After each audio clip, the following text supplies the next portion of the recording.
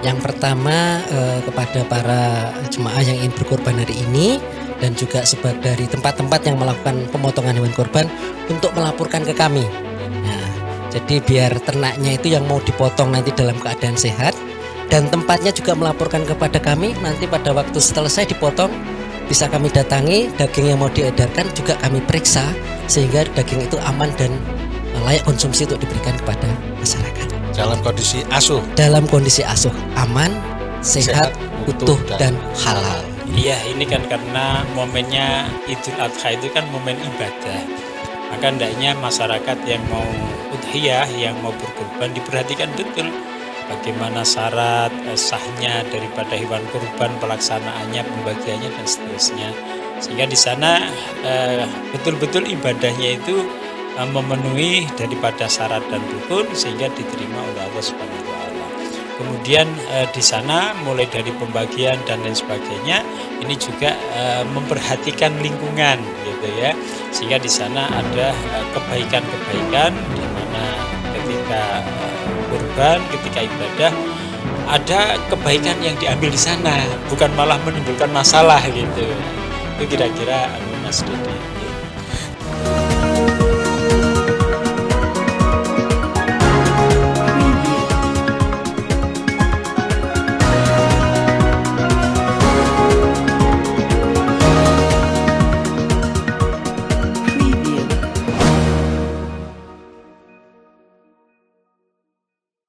Selamat sore pemirsa Banyuwangi 1 TV. Assalamualaikum warahmatullahi wabarakatuh. Sesaat lagi kita sudah memasuki Hari Raya Idul Adha 1446 Hijriah dan tentu dalam pelaksanaan Hari Raya Idul Adha pasti akan dibarengi dengan penyembelihan atau pemotongan hewan kurban. Dan hari ini kita akan ngobrol tentang tata laksana penyembelihan hewan kurban. Sudah hadir di studio Banyuwangi 1 TV, Dr. Hewan Nanang Sugiyarto, MSI. Beliau adalah Kepala Bidang Kesehatan Hewan dan Kesehatan Masyarakat Veteriner atau Kesmafet, Dinas Pertanian dan Pangan Kabupaten Banyuwangi.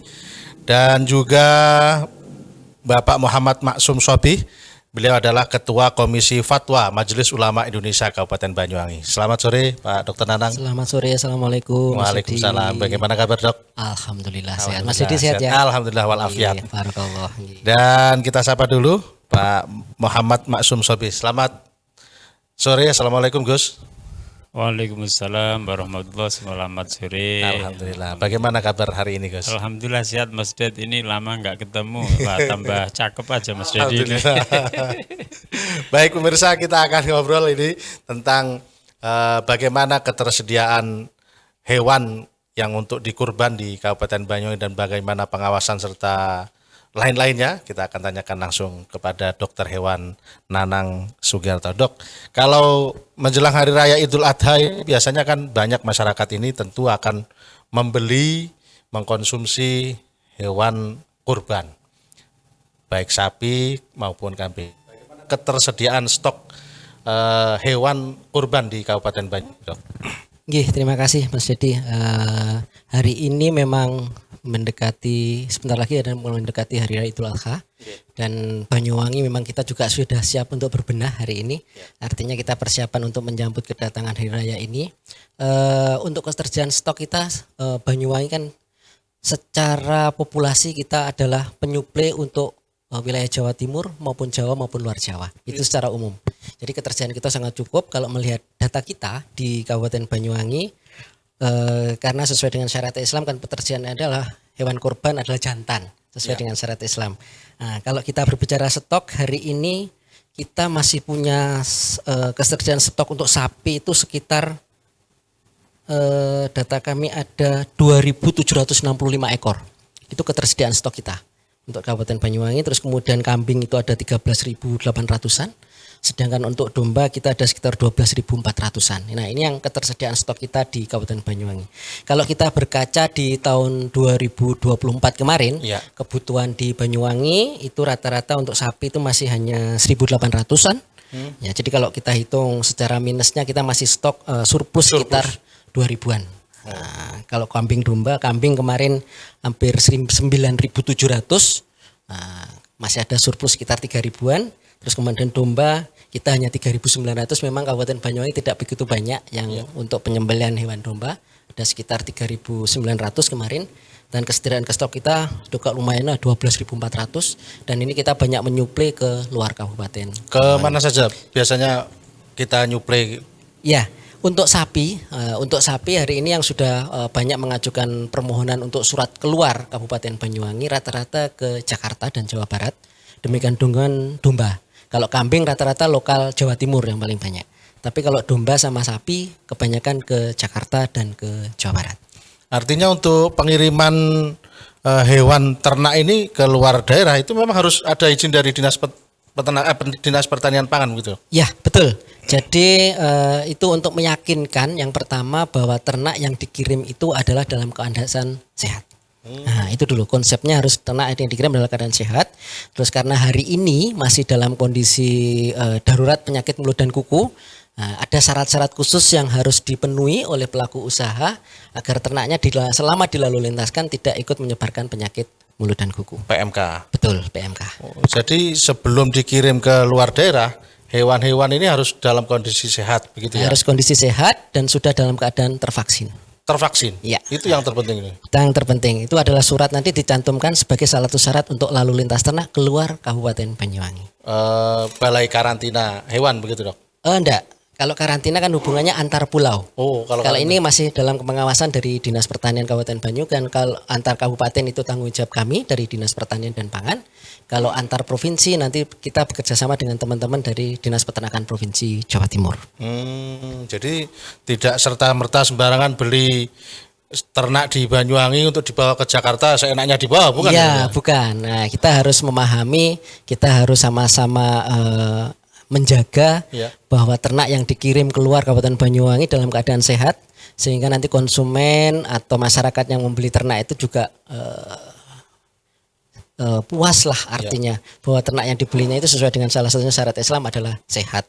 Dan yang kedua, kita juga harus ikut membantu dalam pengendalian penyakit mulut dan kuku. Salah satunya yang harus dilalu lintaskan harus keadaan sehat, tidak menimbulkan gejala PMK dan sudah tervaksin. Nah, kalau di Banyuwangi sendiri sampai saat ini untuk pengantisipasi dan pencegahan penyakit pada hewan ini apa yang dilakukan Dinas Pertanian dan Pangan? Nggih, karena hari ini konsen kita masih di PMK, hari ini kita maksimalkan untuk pengendalian dan pengendalian penyakit mulut dan kuku. Alhamdulillah sudah 2 minggu terakhir ini sudah tidak ada laporan kasus, seiring dengan kemampuan kita untuk memaksimalkan pelaksanaan vaksinasi di lapangan.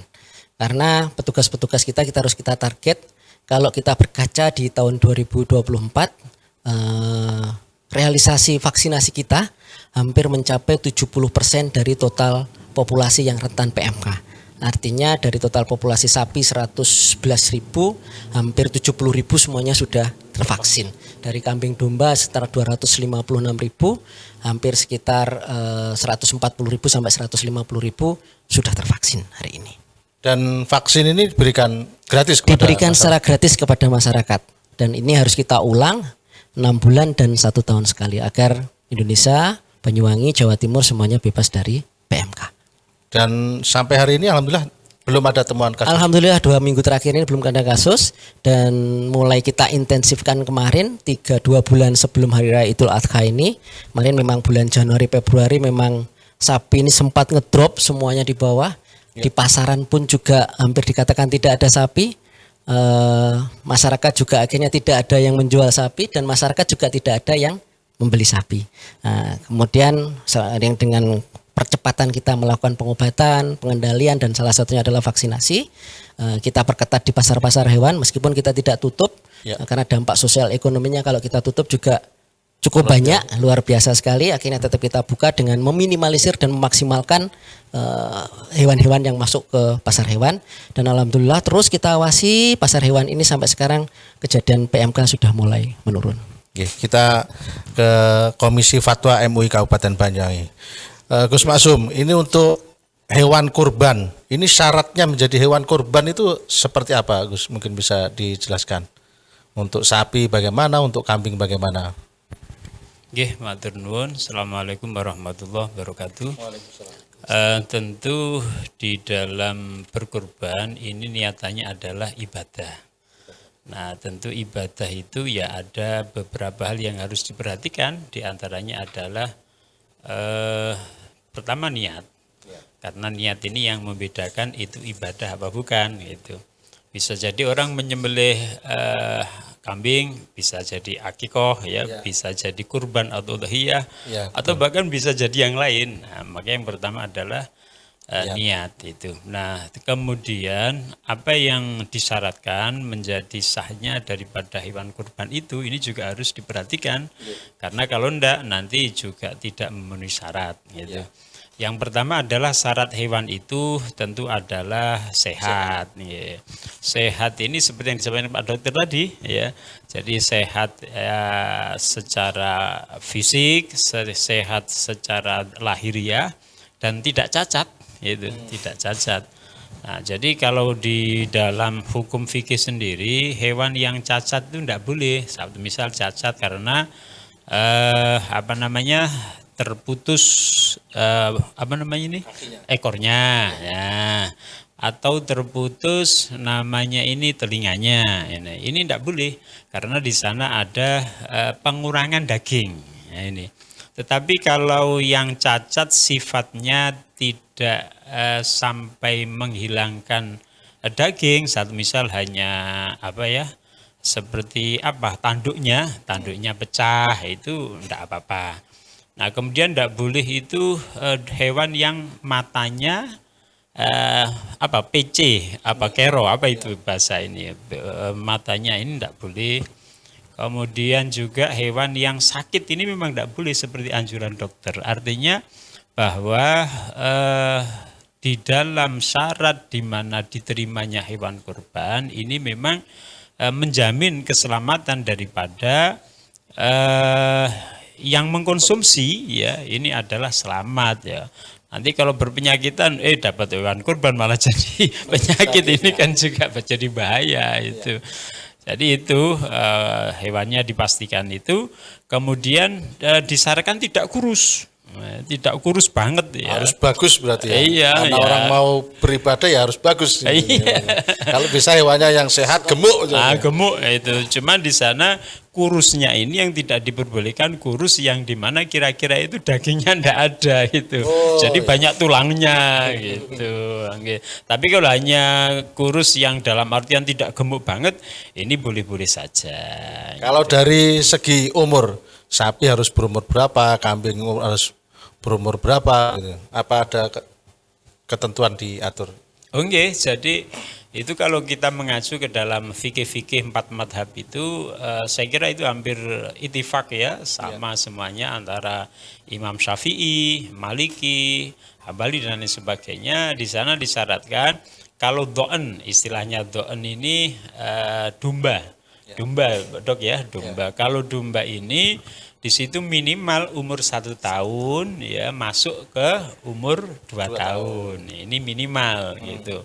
Atau sudah poel itu sudah tanggal giginya sudah tanggal. Giginya sudah tanggal.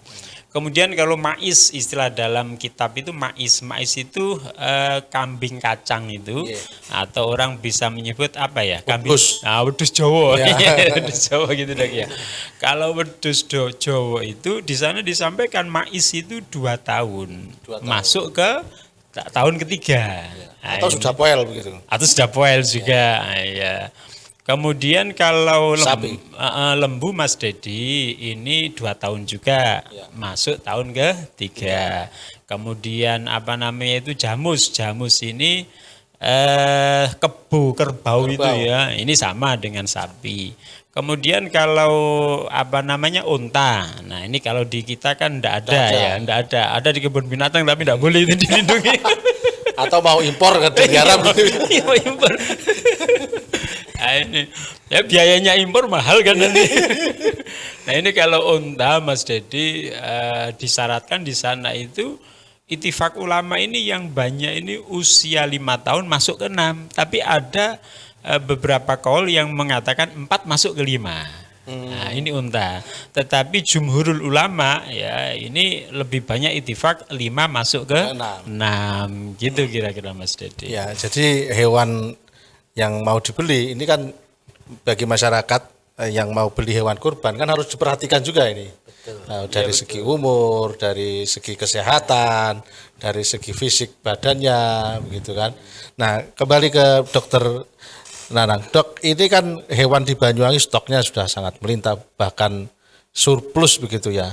Nah, biasanya kalau menjelang Idul Adha ini kan banyak mereka para pedagang membuka lapak dagangan hewannya di tepi jalan dan lain-lain.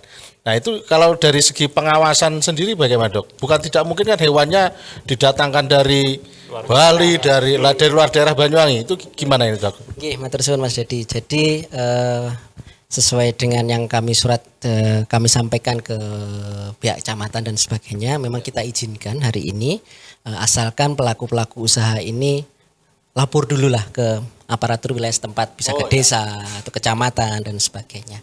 Karena ini kan juga mereka kan kadang-kadang jualan lepaknya kan di pinggir jalan. Betul. Nah, di pinggir jalan mungkin mengganggu lalu lintas dan yang paham sebetulnya adalah aparatur wilayah setempat. Jadi nanti kami akan melakukan pemeriksaan namanya pemeriksaan antemortem. Pemeriksaan antemortem adalah pemeriksaan sebelum dipotong. Jadi lapak-lapak ini sebelum kami sampaikan itu hari ini kami sudah bekerja untuk antemortem, tapi hanya untuk pedagang-pedagang besar yang mau ngirim ke luar Kabupaten Banyuwangi. Bagi peternak-peternak ya. Ya, peternak jadi besar. yang biasanya pengumpul besar yang mau kirim ke Jakarta, ke Jombang, kemana keluar Jawa dan sebagainya ini sudah kita lakukan dan kita berikan namanya surat keterangan kesehatan hewan. Nah, jadi mereka sebelum melalui lintas ke ternaknya mau dikirim itu nanti sudah diperiksa dulu. Ya. Nah, sudah diperiksakan dulu bahwa ternaknya sehat dan sudah kita vaksin PMK. Ya. Nah, nanti langkah kedua yang hari ini kita lakukan, nanti kalau sudah mulai biasanya H-14 ini pada pedagang-pedagang musiman ini mulai muncul. Mulai muncul ini nanti kita juga akan melakukan pemeriksaan antemortem.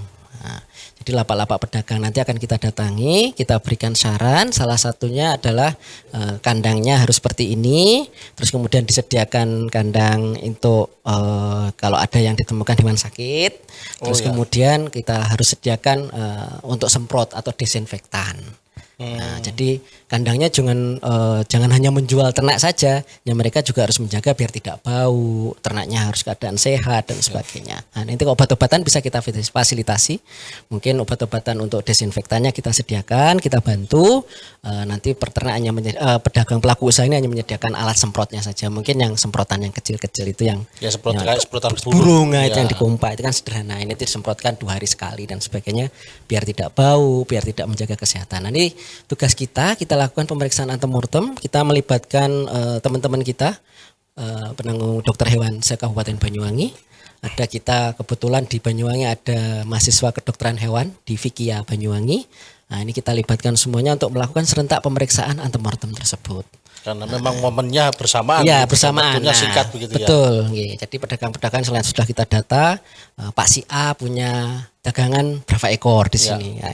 Nanti setelah dinyatakan sehat, ya kita berikan namanya surat keterangan kesehatan hewan dan atau surat veteriner, sertifikat veteriner. Nah, nanti bisa dipasang di kita kandangnya. pasang di kandangnya, di tempat jualannya itu kita pasang sertifikat veteriner. Diberikan kepada Pak siapa, alamat ini, jumlah ternak ekornya kambing segini, domba segini, sapi ini, dilakukan pemeriksaan dalam keadaan sehat. Nah, nanti yang tanda tangan kami sebagai pejabat otoritas veteriner. Artinya bagi masyarakat yang ingin membeli hewan kurban di lapak-lapak pedagang ini tentu boleh dikatakan bisa dilihat dulu sudah memiliki sertifikat veteriner belum. Nah, itu menjadi salah satu peran kita dan istilahnya pemerintah hadir untuk melakukan pemeriksaan seperti itu. Sebagai bentuk kehati-hatian dan masyarakat kalau sudah ada sertifikatnya itu berarti sudah diperiksa oleh petugas kesehatan, sudah dicek ya, insya Allah sudah dalam keadaan aman semuanya. Alhamdulillah. Baik, demikian pemirsa ngobrol kita ini masih banyak tentu yang harus kita bahas. Ini masih stok hewan ketersediaannya dan syarat dari hewan kurban. Kita belum masuk kepada penyembelihannya. Kita akan kembali di program Reso Rehat Sore usai jeda pariwara yang mau lewat berikut ini.